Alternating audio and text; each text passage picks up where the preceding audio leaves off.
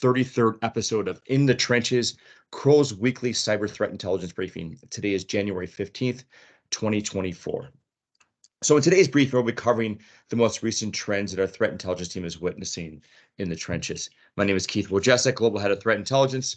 This week, we are joined by Senior Vice President George Glass, Vice President Mikesh Nagar, Vice President Sarah Becker, Vice President Dave Truman, and Senior Associate Ryan Hicks, all from the Kroll Cyber Threat Intelligence team.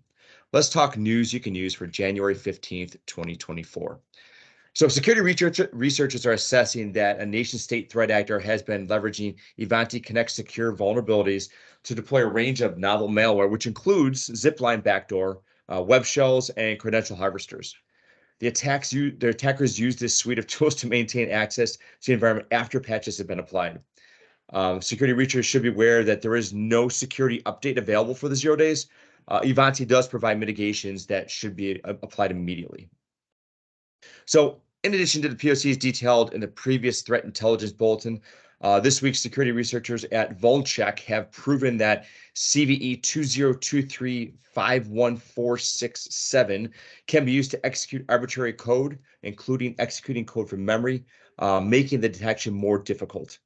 Although Apache Offbiz is not popular with the release of the multiple POCs, Kroll assesses that the scans for applications that leverage Offbiz will begin soon and exploitation soon after. So be aware. And finally, we always see all types of ransomware stuff going on, and the good, the bad, and the ugly. And Black Basta, the data leak site, has been off for about a week, which I think most people do know. This comes after the release of SR Labs' Black Basta Buster decryptor. Try to say that 10 times fast. Kroll CTI and others are assessing that there could be a possible rebrand of the group if the site remains offline, which will come to no surprise to Underground and all of the security researchers. We do see how that does play out when things come offline. They always regroup, rebrand, and push out to other areas. So be aware of that as well. So let's get into today's briefing. Today, we're going to cover the following trends our team is concentrating on. The Ivanti Zero-Day. We're going to look at GitLab critical vulnerabilities. Patch Tuesday. George is going to fill us up on what's going on and how we can fix our systems. Hackback scamming. And then we have a new section for our briefing, the malware spotlight, which will be focusing on LUMMASTEALER. And we'll get into that and then dive into X account and malicious activity with Mikesh telling us what's going on with CLINKSINK and the crypto scam. And then we're going to feed some ransomware roundup with Sarah at the end. So with that, Mikesh, this Ivanti Zero-Day is a major concern, no doubt about that. Can you shed some light on what you're researching and into the situation? Well, thank you. So 2 0-day vulnerabilities were discovered by Ivanti Connect Secure, formerly known as Pulse Connect Secure and Ivanti Policy Secure Gateways. Within the advisory, Ivanti stated that if both vulnerabilities, these being CVE 2024-21887 and CVE 2023-46805, if they are both leveraged in conjunction with each other, exploitation would not require any authentication and would allow the attacker to enable the execution of arbitrary commands. Now, CVE 2024-21887 carries a CVSS score of 9.1. The vulnerability is a command injection within the web component of the Ivanti Connect Secure, affecting products from version 9 onwards to version 22 onwards. And this also includes Ivanti Policy Secure. What this means is it would allow an authenticated administrator to send specially crafted requests and execute arbitrary commands on the appliance. However, where things get spicy is with CVE 2023-46805, and this carries a CVSS score of 8.2. Now, this vulnerability is an authentication bypass vulnerability within the same web component of Ivanti Connect Secure, as well as Ivanti Policy Secure, and this also affects version 9 and onwards to version 22 and onwards, and would allow a remote attacker to access restricted resources by circumventing these authentication checks that are taking place. Now, there have been reports of the vulnerability being exploited out in the wild, as well as the vulnerability being adapted and added to the tools of arsenals for nation-state threat actors. Now, although there's currently not a patch available, Ivanti have released some workarounds and have recommended that affected customers should take immediate actions to ensure that they are as fully protected as possible until a patch is released. That's all for me on this story. Back to you, Keith. That's all, but it's a lot, man. There's a lot going on there. So thanks, Mukesh. I really appreciate that. Now, George, we're talking about concerning vulnerabilities with Ivanti. GitLab is a major concern and not far behind. Being able to access this, being able to access an account this easy can allow threat actors really to exploit networks all over the place. Can you let us know what you're seeing and how this affects us in the future? And what if there's a fix? What's going on? So, George, and I'm pass it to you. And then after that, if you don't mind, just briefing us on the patch Tuesday items too. But George, I'll turn it to you. Thanks, Keith. Yeah, appreciate it. Yeah, absolutely. As you say, the CVSS 10 vulnerability in GitLab, oh boy, it's a doozy. It's an absolute doozy. So GitLab has two critical vulnerabilities patched, but I think the one that we're going to focus on today, easily the most impactful, is CVE 2023-7028. It is a user account password bypass. It essentially means that a threat actor can send password reset emails to any arbitrary email address. And you can imagine how impactful that is. The exploit itself is trivial, with the POC being posted on X on January 12th. And the POC is right there in the middle of the screen. That's how simple this thing is to exploit. And of course, that is easily automatable. Getting valid email addresses or even brute forcing them, probably not particularly hard. And essentially what that allows the attacker to do is reset any user's password if they do not have SSO or MFA enabled. So organizations that do have SSO enforcement need to make sure that if they do have SSO enabled, that the configuration does not allow a username and password to be entered into the platform. If you see that password reset button, that is a problem and it needs to be addressed immediately. Essentially, the way that this vulnerability works is it's just a sort of a Ruby on Rails under the hood, and the platform will try to find emails in that first array you can see on the left-hand side of that string, but it will also send the email to the emails in the array on the second half of the string. So as long as the first email is valid, it passes a check and will dutifully send your password reset email to an attacker. Of course, the first party impact of this vulnerability is very, very high. We're talking compromised code repositories, potential secrets being stolen, IP theft, the whole gamut there. Of course, there's also a pretty significant software supply chain risk. There's thousands of exposed GitLab servers on the internet, all of which would have been vulnerable at this time last week. In the interim, we don't actually have any hard evidence of exploit in the wild yet. I'm almost certain that is happening. We just don't have the hard evidence, the hard proof just yet. If you have not patched at this time, we think it's prudent to assume compromise because of just how easy this is to exploit. This vulnerability affects all versions of GitLab CE, Community Edition or Enterprise Edition, from 16.1 all the way through to 16.16, 16.2 to 16.29, 16.3 to 16.37, 16.4 to 16.45, 16.5 to 16.56, 16.6 to 16.6.4, and 16.7 to 16.7.2. So pretty much every 16 version of GitLab is affected. and this one needs to be actioned immediately. This is going to be one of those vulnerabilities with a long trail. I think we won't know the full fallout for quite some time. Yeah, an interesting way to go into the weekend at the end of last week. With that, I'll move on to Patch Tuesday. The first Patch Tuesday of 2024, 53 vulnerabilities fixed, 6 of those critical, 10 privilege escalation, and 12 remote code execution. And there's 3 notable vulnerabilities that I think people need to be kind of paying the most attention to, obviously aside from the critical vulnerabilities. The first one up is CVE 2024-20656 with a CVSS score of 7.8. And this is a Visual Studio escalation of privilege bug. Essentially, there's a debugging tool in Visual Studio Code that can be used and leveraged to create a system-level command shell.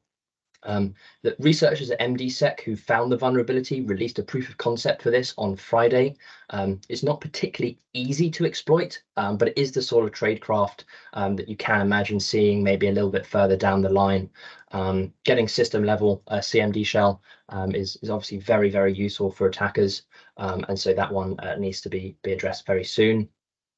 Next up is CVE 2024-20700 with a CVSS of 7.5, and this is a Windows Hyper-V remote code execution vulnerability. Anything sort of Hyper-V related is always very interesting.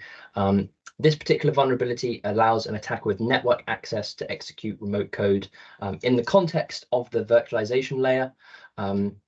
Microsoft states that a race condition needs to be 1 in order to allow this. They don't go into too much detail as to what that is, of course, but we assess that could allow for a VM escape, which obviously is potentially very, very bad indeed. That could impact the host hosting those virtualized machines. Last one is CVE 2024-20677, CVSS of 7.8, and this is a remote code execution vulnerability in Office. We're all the way back to sort of weaponized Office documents all over again. I thought it was 2021 briefly when I first read this. So a security vulnerability exists in the FBX file format. FBX file format is used by Autodesk software. To mitigate this vulnerability, Microsoft actually disabled the ability to insert FBX files into Word, Excel, PowerPoint, and Outlook for Windows and Mac. Although I don't know if that would technically stop a determined attacker from being able to craft a file with an FBX attachment inside. Essentially, this vulnerability allows an attacker to execute code when the document is opened. So certainly one to be aware of there. And I think that's it from me this week. Back over to you, Keith. Thank you very much, George. Really appreciate that. Dave, hackback scamming is a smart tactic. It really is. Posing as an ethical hacker or security researcher is a really good way to exploit the victims. What are you seeing in the scam, and can you tell us a little bit about it? Yep, thank you, Keith. As reported in the Bleeping Computer article, there's been a new online scam that targets victims of ransomware. The scam works by the scammer contacting a victim via instant messaging, claiming to be a security researcher, with the ability to hack the ransomware operator and perform tasks such as deleting any stolen data.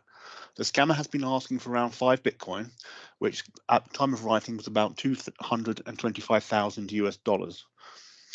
In the 2 cases referenced in the article, both organizations were approached, had already paid the ransom. It is unknown if this was a selection criteria for the scammer due to the limited number of cases publicly known. It is conceivable that the scammer views victims who paid the ransom as more likely to pay them. The ransomware operators in each case were different, and in one case the scammer initially misattributed the operator, indicating the scammer is not likely directly affiliated with the ransomware operators. It is possible that the scammer obtained victims' names from public shaming sites. The scam adds another layer of threat to those who have already been targeted by ransomware. It is also worth noting that hacking back has other repercussions beyond simply losing the 5 Bitcoin paid to the scammers. Most significant would be the legal implications. When dealing with ransomware, it is recommended to engage a third party with experience of handling these types of situations and following their recommendations. Thank you. Keith?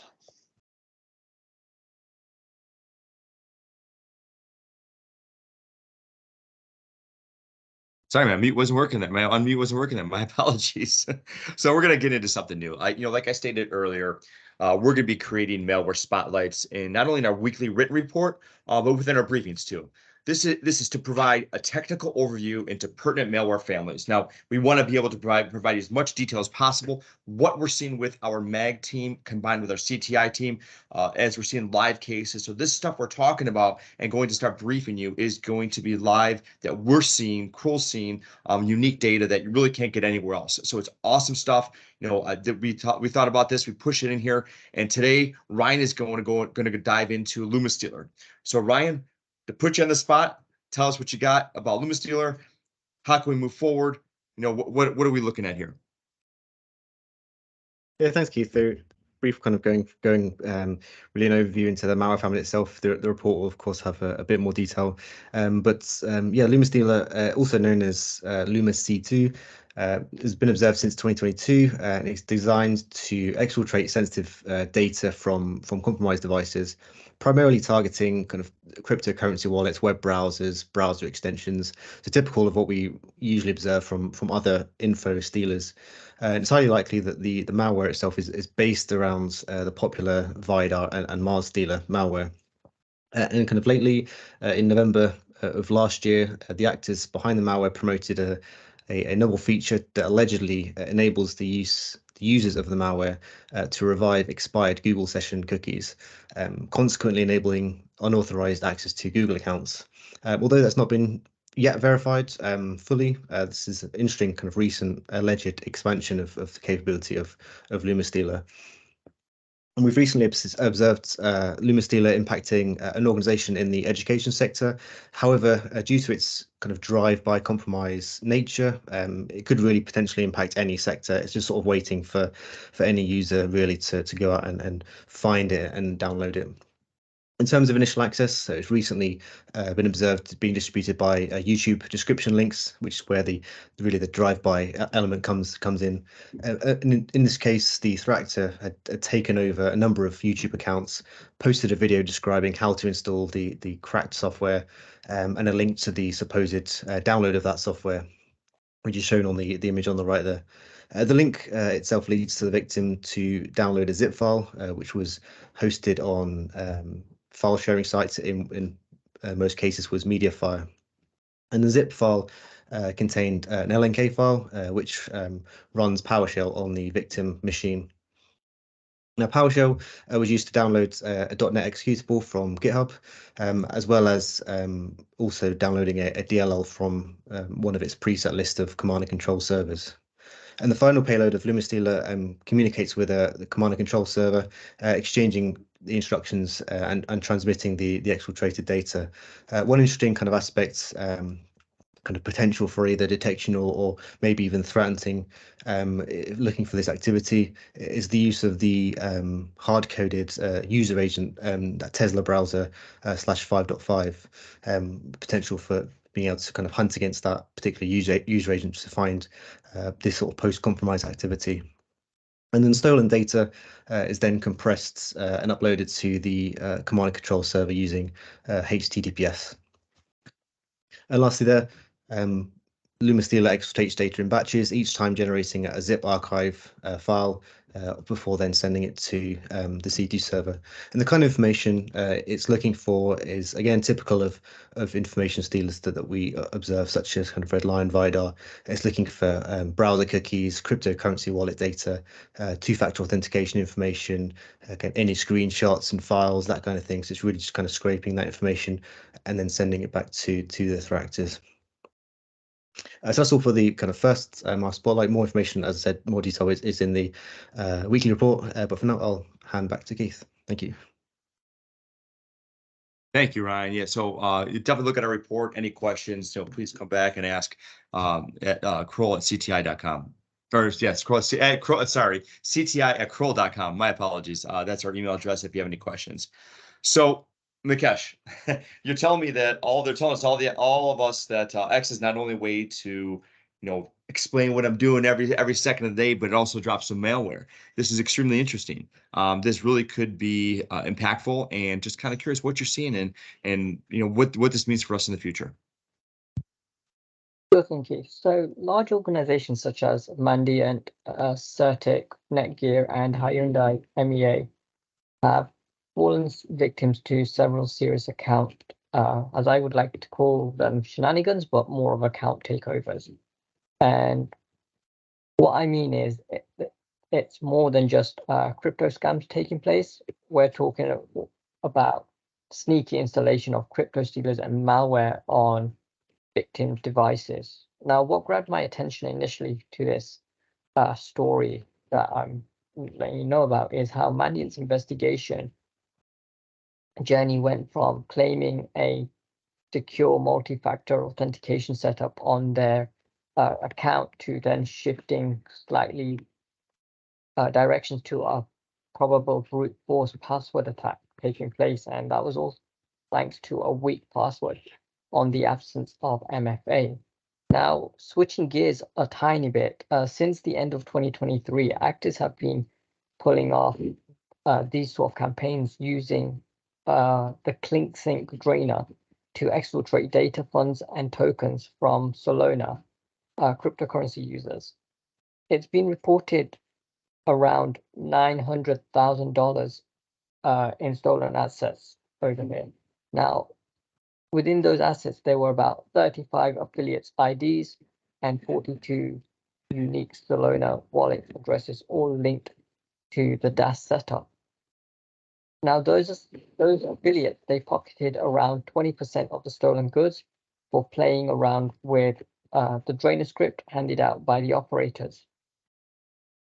The actors are using the classic combination skills of social media, social engineering, chat apps to serve up phishing pages with fake token airdrop as lures for victims. Victims then unknowingly give the nod for these transactions to take place, letting the CLINKSINK drainer to do its sneaky fund siphoning sort of dance, or as I would like to describe it, and taking out all the funds. The complexity of these campaigns, especially targeting the Phantom desktop wallet, which we've been seeing quite a lot, tells us that we're dealing with a pretty savvy and well-organized group. The DAS model they're using is how I would explain it to be like a VIP pass to the pros club of cybercrime, making it very difficult or somewhat difficult for law enforcement to try and keep on top and on track and in order to shut this down.